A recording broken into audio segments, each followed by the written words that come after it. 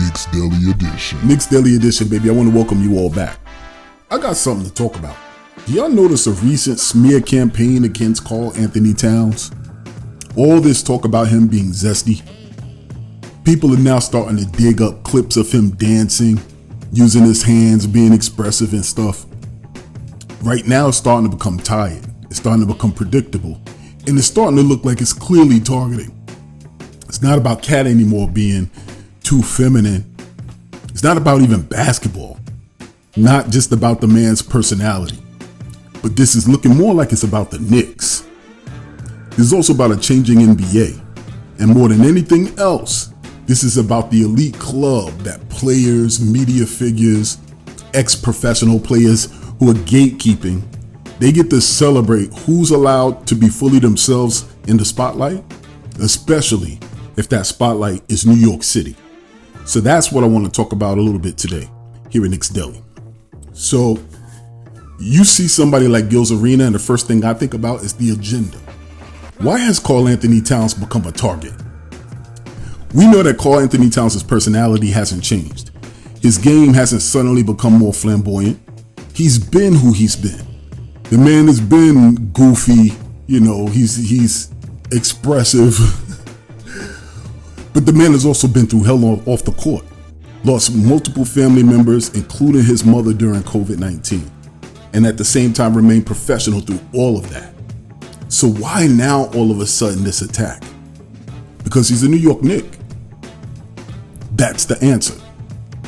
And more specifically, he's a New York Knick on a team that's made opposing fan bases squirm this year. A team that's made other front offices panic. A team that's finally added real versatile talent around Jalen Brunson. And more people are starting to whisper, yo, the Knicks might be for real. And that's when the knives start to come out. Y'all gotta notice what the patterns are. Knicks fans know this story too well. Every time we start to build something authentic, it gets picked apart. Every time a player starts to show pride in being a New York Knick, they're either ridiculed or labeled as overhyped. Julius Randle smiles, or he's corny. Josh Hart posts a meme, or he's a tryhard. Brunson leads the league in clutch scoring. He can't be the best player on a championship team. Yeah, so there's a pattern developing. Now Cat has moments where, he's dancing with his girl on IG, and suddenly he's not man enough to be a champion. Stop it. What are we doing? How do you even bring it up as a topic on your show? It's not about being zesty. It's about power. It's even, honestly, if you look at this generation, it's about the cultural evolution that this generation is enduring. The Knicks are winning, and that makes everybody nervous right now. Let's keep it 100. There are two kinds of fan bases. One who love to hate the Knicks, and the Knicks fans. Those are the two fan bases. The NBA media machine has always had a weird fixation with trying to humble us. We get too excited, pipe down. 1973, we start climbing the standings. They haven't beaten anyone. Brunson drops 44 in the playoffs. Still not better than Halliburton. Karl Anthony Towns joining the Knicks was never going to be celebrated the way the big three forming in LA or Miami would be. Even before he played a game in blue and orange, the tone was set. Can he handle New York City? Is he too soft for Tibbs? Can't win with that guy. Blah, blah, blah. All of it. But the second those clips of Cat start, doing interviews with a little sass, little sassoon, some hand flourishes, maybe a little too tight of an outfit start circulating, things go nuclear, especially in New York. People stopped critiquing his defense and started critiquing his vibe. He wasn't playing badly. He wasn't problematic all season. The man was just being himself. He was being a black man doing his thing in his city that he claims. And for some reason, That threatens people more than turnovers or shooting slumps. It's a different angle at which outsiders can target the Knicks. Masculinity.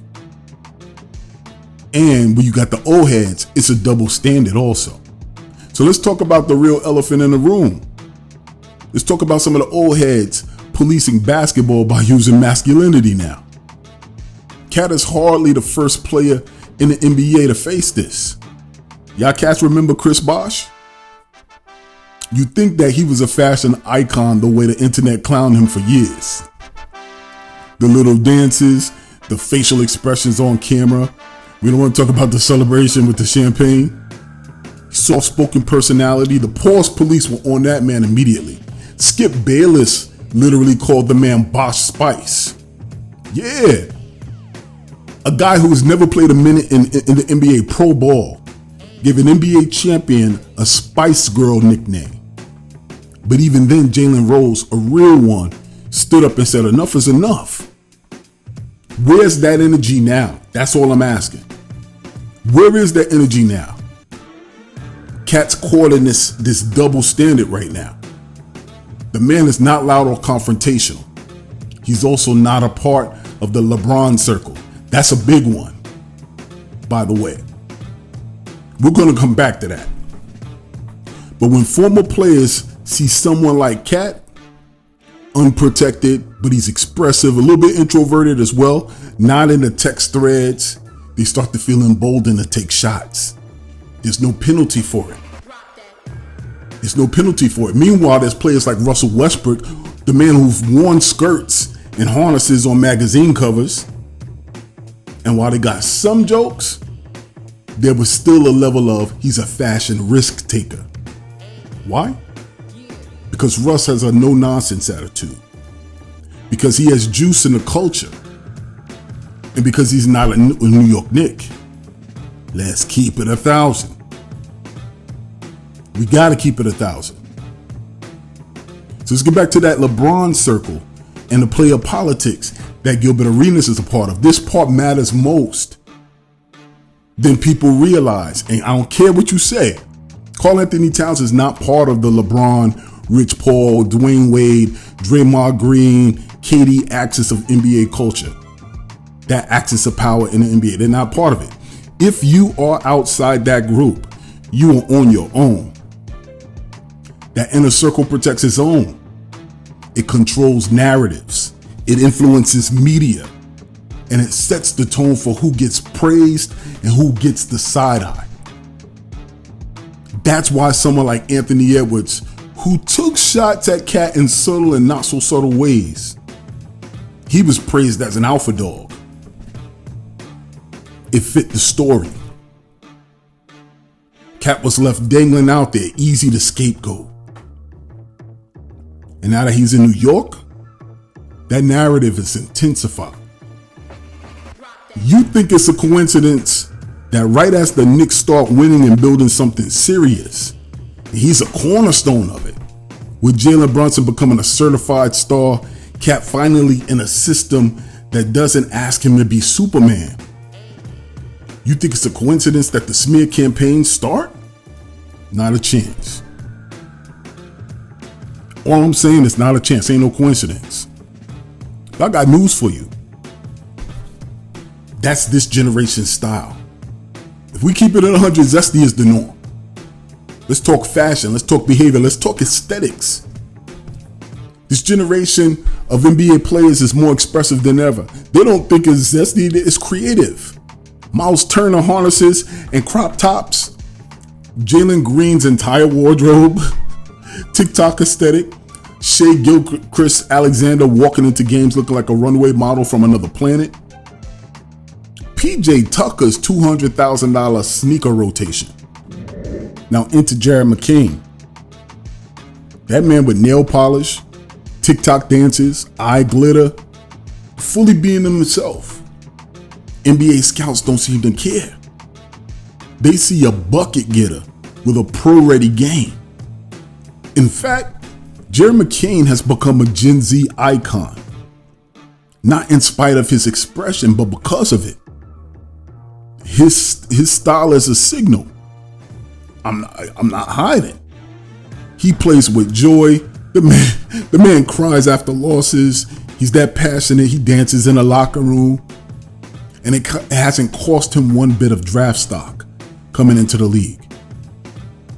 Even Dwayne Wade is painting his nails. Kyle Kuzma, enormous pink sweater. Now imagine if Cat wore any of those. The man would be destroyed. Why? Because this isn't really about outfit suggestions. It's about target selection. The internet and talking heads pick safe targets. Players who aren't confrontational. Players who don't have a mob of teammates ready to clap back on Twitter. Players who seem more emotional or vulnerable than the other ones. In short, they pick players like Cat.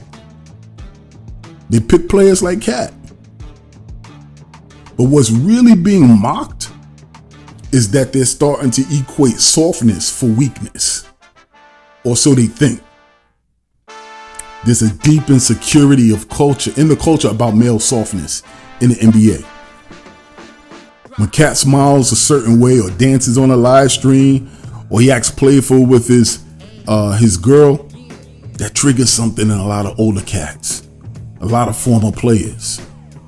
They can't process it because their version of what manhood was when they played was forged in silence, toughness, no days off grind culture. Listen, I'm a 90s Knicks fan, man. Come on, man. We already know what we love, what we connected with. But Cat represents something different. Today's player cries openly. They talk about mental health. They smile in press conferences. They wear tailored outfits and jewelry. Doesn't bark or puff their chest out after every bucket. To some people, that means not serious. To me, it's just different. It's just this generation. And if you actually watch Cat play, the man is tough as hell. He's taken hits. He's posted up heavier defenders. He's battled injuries and media narratives and still put up all-star level numbers, still showed up in New York. But he doesn't perform anger or alpha male rage the way some ex-NBA fossils expect. So they call a man soft or now zesty. It's the same lazy insult, just with a new flavor. So a lot of times I'm seeing this. I know if I see this, I know y'all see this. We're his defenders. Knicks fans, how many of us are speaking up, clapping back? That's the part that's a little bit disappointing for me. Where's the outcry? Knicks Twitter, we're the most passionate, vocal fan base in basketball. It's been really quiet when Karl Anthony Towns is out here getting dragged over his personality by Gil's Arena. We've been traumatized for so many years about our dysfunction. It's like, are we actually afraid to embrace a star that's on our own squad who's getting targeted? Cat is now one of us. And whether he's hitting logo threes or doing a little two-step on the bench, we got to ride with this man. Period. Defending our players doesn't mean just hyping them up. 40-point game. It means standing tall when the culture tries to humiliate him for being different, for being who he is. Targeted. Yo, these cats are legitimately target practice. Nobody's saying nothing. What this smear campaign really is about control. At its core, this isn't about Cat being zesty or feminine. It's about controlling how Knicks fans or even black male athletes are allowed to exist in public spaces. You can't be too flashy. Or you know what? You could be flashy but not pretty. You can celebrate, but don't get out of hand, Knicks fans. Or don't be flamboyant when you celebrate. You can be fashionable, just don't be sus. The second you step outside of that box they put you in, you're a punchline. We know that to be true. It's sad with this generation, it's becoming outdated. Cat simply is being himself at this point. That's it. The man is not loud, and the man is definitely unbothered. He doesn't try to prove his manhood. things that pisses off other people and they feel like they have to, that shit don't bother them. And maybe that'll be the reason why Knicks fans say, that's why I'm saying I'm not coming to it. It's no need. It doesn't bother him. It's not the case, man. You know, the man is still on our squad. And he's a man, yeah. And that freedom is dangerous to people who have spent decades trying to define what the basketball players should look like. Stoic, aggressive. You know, we don't get emotional. Cat is showing a new way to be for him and for his generation. But the way he's handled New York City has been perfect. We're one of the most diverse, expressive, fashion-forward places on earth. You think people out here care if he waves his hands a certain way? I mean, we may ayo him, but we care if you ball out. And Cat is going to be balling out. So to all the former players, Gil's Arenas, all y'all with that outdated all the media guys who are hunting for clicks because he plays on the Knicks, and your fans with the coded language, y'all cats are going to have to learn. Y'all don't get to decide what strong looks like. Y'all don't get to decide what winning players look like. Cats on our squad, that's my guy. Long live the Knicks. Let that man be who he is, individual, let him be.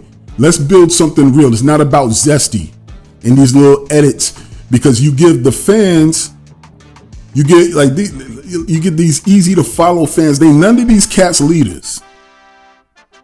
But the moment they see a Gil and a Kenyon and a Swaggy P go crazy on this cat, the moment they see that pop up, it's their permission slip to go in and go ham. And if it's Knicks fans, listen, there's not much we can do about other media except call them out on their pages. But if it's other fans talking in our squad, yo, Knicks fans, come on, baby. Who are we? Show up. And once again, whatever you believe, you approve, that's whatever's whatever. But Cat is not, a fresh rookie coming into the league. He's not protected by LeBron's camp. He's a little too real, a little too vulnerable, and now he's a New York Knick. And that makes him a much easier target. So I'm saying all that to just say it's not about zesty versus masculine. It's about who's allowed to be expressive without punishment. The man is just trying to be. He's already going to get enough criticism in New York. And who gets labeled when they don't fit the mold? Cat, despite all his all-NBA talent, never fit the mold. Never fit the mold that they're comfortable with. And now that he's in the world's brightest spotlight, New York, the stakes are even higher. The stakes are even higher. So what say you, Knicks fans? You want to stand up? Keep this in mind. Same thing applies to life that applies to our team. If there is no struggle, there's no progress. But remember this, whether it's out there in the real world or here in these New York streets, here in Knicks Daily, everybody eats. I'm your boy, Sheer, and I'm out. Peace.